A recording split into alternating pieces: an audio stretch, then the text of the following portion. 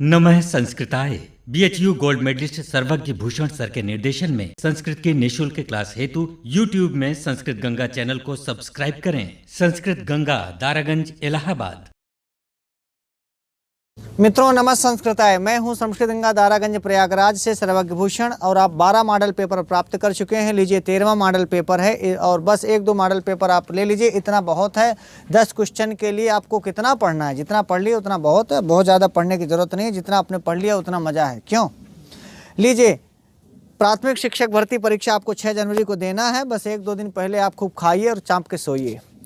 निम्नलिखित गद्य के आधार पर प्रश्नों के सही विकल्प चुनिए। अस्माकं प्रदेशस्य राजधानी लखनऊ नगरम अस्ति। मुझे नहीं लगता है कि मुझको कुछ अर्थ बताना है, आप समझ गए होंगे। अस्माकं माने हमारे, प्रदेशस्य माने प्रदेश की राजधानी लखनऊ नगर है। लखनऊ नगर ही हमारे प्रदेश उत्तर प्रदेश की राजधानी है। तद नगरम निकषा, उसी नगर के, निकषा माने निकट में। नैमिषारण्यम, नैमिषारण्य नाम का प्राचीनम तीर्थस्थलम अतीव प्रसिद्धम अस्ति। प्राचीन तीर्थस्थल है जिसका नाम नैमिषारण्य है। किसके समीप है? लखनऊ के समीप है। क्या है? नैमिषारण्य है, तीर्थस्थल है। अतीव प्रसिद्धम अस्ति, बहुत प्रसिद्ध है। तत्र, पूरा, इसके पहले, वहाँ, तत्र माने वहाँ, पूरा माने पहले। एकस्मिन आश्रम में, एक किसी आश्रम में। किस में? नैमिषारण्य नामक आश्रम में। ऋषयः मुनयः गुरवः कवयः छात्राश्च निवसन्ति स्म। यानी ऋषि, मुनि, गुरु, कवि और छात्र निवसन्ति स्म, निवास करते थे। कर लेंगे ना, बड़ा आसान है। जब भी आप पढ़ेंगे ना संस्कृत को, आप कठिन समझ के पढ़ेंगे तो नहीं समझ पाएंगे। सरल समझ के पढ़ेंगे, समझना क्या सरल है ही। आप देखिए पूरा पैराग्राफ फिर से देख लीजिए। आप हिंदी देखिएगा, मैं इस बार हिंदी नहीं बताऊंगा। क्या? अस्माकं प्रदेशस्य राजधानी लखनऊ नगरम अस्ति। तद नगरम निकषा नैमिषारण्यम प्राचीनम तीर्थस्थलम अतीव प्रसिद्धम अस्ति। तत्र, वहाँ, पुरा, एकस्मिन् आश्रमे ऋषयः मुनयः गुरवः कवयः छात्राश्च निवसन्ति स्म। अब नीचे देखना, आपसे कुछ प्रश्न पूछे जा रहे हैं इसी के आधार पर। लखनऊ नगरम कस्य प्रदेशस्य राजधानी अस्ति? आंध्र प्रदेशस्य कि राजस्थानस्य, उत्तर प्रदेशस्य कि उत्तराखंडस्य? जल्दी बोलिए। अरे वाह, जान गए। हम तो सोचे नहीं जान पाएंगे। उत्तर प्रदेश से राजधानी अस्ति। चलिए, ये तो सब लोग जानते हैं, आप जानते हैं, अच्छा है, हमको छोड़कर सब जानते हैं। निकषा पदस्य को अर्थ। निकषा पद का क्या अर्थ है? चारों ओर की, समीप की, पहले की, निवास? समीप। यहाँ लिखा है ना, ऊपर पैराग्राफ देख लेना कि तद नगरम निकषा, उस नगर के पास, नैमिषारण्यम प्राचीनम तीर्थस्थलम अतीव प्रसिद्धम अस्ति। निकषा और समया ये समीप अर्थ में है। ठीक है। तीसरा वाला है, ओष्ठ से उच्चारण किए जाने वाले वर्ण कौन है? ओष्ठ से, ओष्ठ वाले बताइए जल्दी। हाँ, उपपध्मानीय नाम ओष्ठौ। ऊ का और पवर्ग का और उपध्मानी का उच्चारण स्थान ओष्ठ है। तो चवर्ग का बताइए। तालु, इचुषानाम तालु। और कवर्ग का? कंठः, अकुह विसर्जनीय नाम कंठा। कवर्ग का कंठ है, चवर्ग का तालु है, पवर्ग का ओष्ठ है और टवर्ग का मूर्धा है। बोले हाँ, तो तवर्गो बता दे, एक वर्ग छूट रहा है। नहीं, दंत। क्या गुरुजी? कवर्ग है कंठ से, चवर्ग है तालु से, टवर्ग है मूर्धा से, पवर्ग है ओष्ठ से ना, और तवर्ग है दंत से ना। प्रत्याहारों की संख्या पूछी गई है, कितने होंगे बताइए? 40, 41, 42, 45। एकदम सिंपल है ना। ऐसे देखना, तुम्हारे परीक्षा में आएगा, चापा चाप लिखोगे, आपको लगेगा कि हार हम इतना पढ़ने की कोई ज़रूरत ही नहीं थी। इतना आसान पेपर आएगा कि आपको लगेगा कि संस्कृत में व्यर्थ समय हमने गंवाया। लेकिन चिंता मत करो, इतना पढ़े हो ना, इसीलिए आपको आसान लग रहा है। इतना नहीं पढ़े होते ना तो आपको आसान नहीं लगता। 10 क्वेश्चन आप करके आएंगे, देख लेना। अनुनासिक संधि करने वाला सूत्र कौन सा है? पूछ रहा है 5वां क्वेश्चन। अनुनासिक संधि करने वाला सूत्र कौन सा है? अरे वाह गुरुजी, यरोनुनासिके नुनासिको। वाह, इतना जल्दी बोल दिया आप। अनुनासिक संधि करने वाला सूत्र है यरोनुनासिके नुनासिको वाह।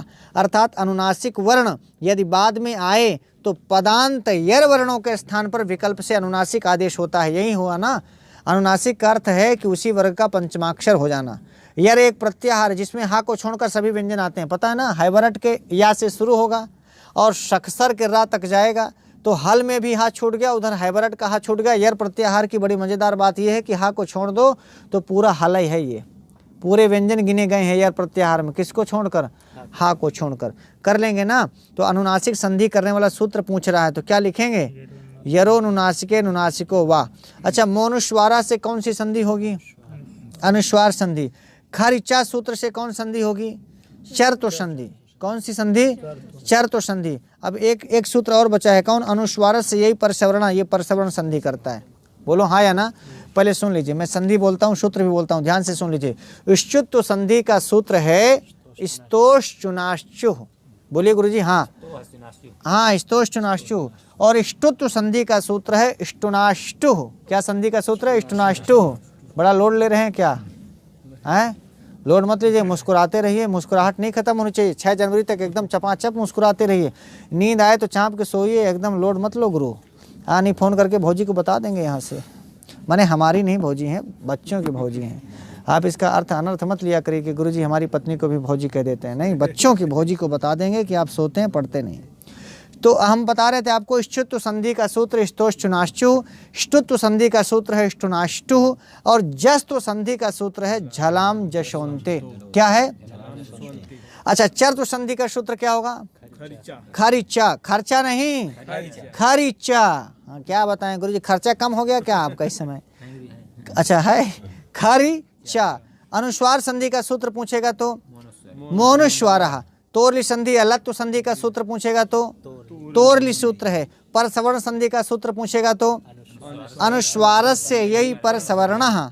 और अनुनासिक संधि का सूत्र पूछेगा तो यरो नुनासिके नुनासिको व अनुस्वारस्य, यही परसवर्ण। ठीक है, चलिए। रामकृष्णों में किस सूत्र से समास हुआ है? रामकृष्णों में किस सूत्र से समास हुआ है? वाह गुरुजी वाह, 4 थे तो इतना जल्दी बता दिया आपने। शेषो घ्यसख जो है ना, ये घी संज्ञा करने वाला सूत्र है। द्वंद्वे घी सूत्र से द्वंद्व समास में घी संज्ञक का पूर्व प्रयोग होता है। चार्थे द्वंद्वा से द्वंद्व समास होता है। समझ में आया? तो आपने अच्छा बताया, राम लक्ष्मणों में या राम कृष्णों में, ये सब चीज़ों में जो जहाँ भी द्वंद्व समास हुआ है वो चार्थे द्वंद्वा से हुआ है। बड़ा अच्छा बताया आपने। राम कृष्णों में किस सूत्र से समास पूछा गया था? चार्थे द्वंद्वा से। कर लेंगे ना इसको। बहुब्रीहि समास किस सूत्र से होता है? अनेक मन्य पदार्थे से। किससे होगा? अनेक मन्य पदार्थे से।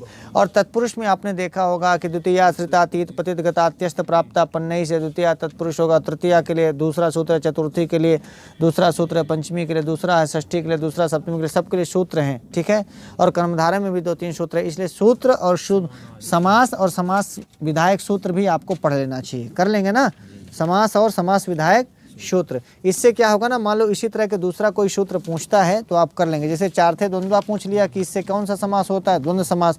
जैसे राम कृष्णों लिख दिया ना, ऐसे राम लक्ष्मणों लिख देगा, सीता रामों लिख देगा, अर्थ धर्मों लिख देगा। सब में चार्थे द्वंद्वा से ही समास होता है। ठीक है, अगला सवाल है कारक से। आधार के कितने बोध होते हैं? आधारस त्रिधा। आधार 3 प्रकार का बताया गया। कौन कौन? औपश्लेषिक, वैषयिक और अभिव्यापक। हाँ, और आधार की क्या संज्ञा होती है? अधिकरण संज्ञा। और अधिकरण में कौन विभक्ति होती है? सप्तमी विभक्ति होती है। बहुत सही है। आधार के 3 भेद होंगे। कौन कौन? औपश्लेषिक, वैषयिक और अभिव्यापक। और आधारोधिकरणम सूत्र से आधार की अधिकरण संज्ञा होगी। और सप्तम अधिकरण चा, इस सूत्र से अधिकरण में सप्तमी विभक्ति होगी। मान लो पूछे इससे जुड़ा हुआ सवाल तो आपको कर लेना चाहिए। 8वां सवाल है, घ्रा धातु से अनियर प्रत्यय लगाएंगे क्या बन जाएगा? घ्रा धन अनियर के संयोग से क्या बनेगा? जल्दी बताइए। हाँ, घ्राणीयम। क्या बन जाएगा? घ्राणीयम। जानते हैं ना क्यों हो गया? क्योंकि घा में रा है और रा के बाद ना आएगा, या शा खा खटकोण के बाद ना आएगा तो ना हो जाएगा। इसलिए घ्राणीयम सही करना। ए वाला विकल्प गलत है, घ्राणीयम नहीं लगा देना, घ्राणीयम बी वाला विकल्प आपको सही करना है। इसीलिए इसको पूछा गया है। हाँ, जिघ्रन में तो क्षत्रिय आप देख लिए, जिघ्रणीय बनेगा नहीं, गलत प्रयोग है। घ्राणीयम में सही हो जाता, पर रेफ के बाद नकार आ रहा है, इसलिए नकार को नकार होना आवश्यक है, इसलिए घ्राणीयम बनेगा। जैसे करणीयम बनता है। देखिए, कृ धातु से अनियर लगाएंगे क्या बनता है? करणीयम नहीं, करणीयम ना बनता है ना। लेकिन पठ धातु से अनियर लगाएंगे तो पठनीयम बनता है। पठनीयम, वहाँ नकार है, अनियर में ना है। अनियर में आ के बाद क्या है? नी है ना। अनियर में जो नी है, यदि आगे रेफ शकार या री आए और उसके बाद ना को क्या हो जाएगा? अणा। तो घ्रा में आप देखिए, घ्रा धातु में घा के बाद रा है कि नहीं? वो जो घा में ठो है नीचे घ्रा, वो रा ही है। हाँ, पेट फन्ना, और रा के बाद या ना आ रहा है ना, इसलिए ना हो गया। समझ में आ गया? सिस्टम फॉलो करिएगा। घ्राणीयम बन गया। इदम पुल्लिंग में भी चलता है, स्त्रीलिंग में भी चलता है, नपुंसकलिंग में ये सर्वनाम रूप है। बोलो हाँ, सर्वनाम रूप है। हाँ, तो इदम सर्वनाम रूप जो है, इसका पुल्लिंग में आपको तृतीया बहुवचन में क्या रूप बनेगा ये आपको बताना है। जल्दी बोलो। इदम शब्द जो सर्वनाम का है, पुल्लिंग में तृतीया बहुवचन में क्या बनेगा? नहीं, आप ही बताओ। आप पेपर बनाए, बताइए। नहीं तो जानते तो बताइए जल्दी से। इदम का पुल्लिंग सर्वनाम तृतीया बहुवचन में क्या रूप बनेगा? देखिए, नाटी मत करिए, जल्दी जल्दी बताइए। एतई ही कहाँ का बनेगा? एतत् शब्द का तृतीया बहुवचन। तई ही कहाँ बनेगा? तत् शब्द का तृतीया बहुवचन। बोलिए हाँ। और ए भी कहाँ बनेगा? हाँ, अनेनाभ्याम ए भी। बुद्धि खुलती है बाद में ना। हाँ ठीक है, शाम के बाद बुद्धि खुलती है। कर लेंगे ना। तो ए भी इसका सही रूप हो गया। और एभ्या कहाँ बनेगा? हाँ, अपंचमी में? पंचमी में भी। पक्का? हाँ, कंफर्म होके बोलिएगा, डराए ना। आप बोला तो रहा, फिर गलत होगा तो हम देख लेंगे। बोले सर गलते हो जाएगा तब क्या देखेंगे? गलत होगा तभी तो देखेंगे। ठीक हो गया ना? आगे आइए। ईषत अव्यय पद का क्या अर्थ है? ईषत ये एक अव्यय है, इसका अर्थ पूछा गया। ईषत अव्यय पद का क्या अर्थ है? थोड़ा। हाँ बिल्कुल, बहुत सही है। और यहाँ जो लिखा है, यहाँ की संस्कृत बोलें तो क्या होगा? अत्र। और वहाँ?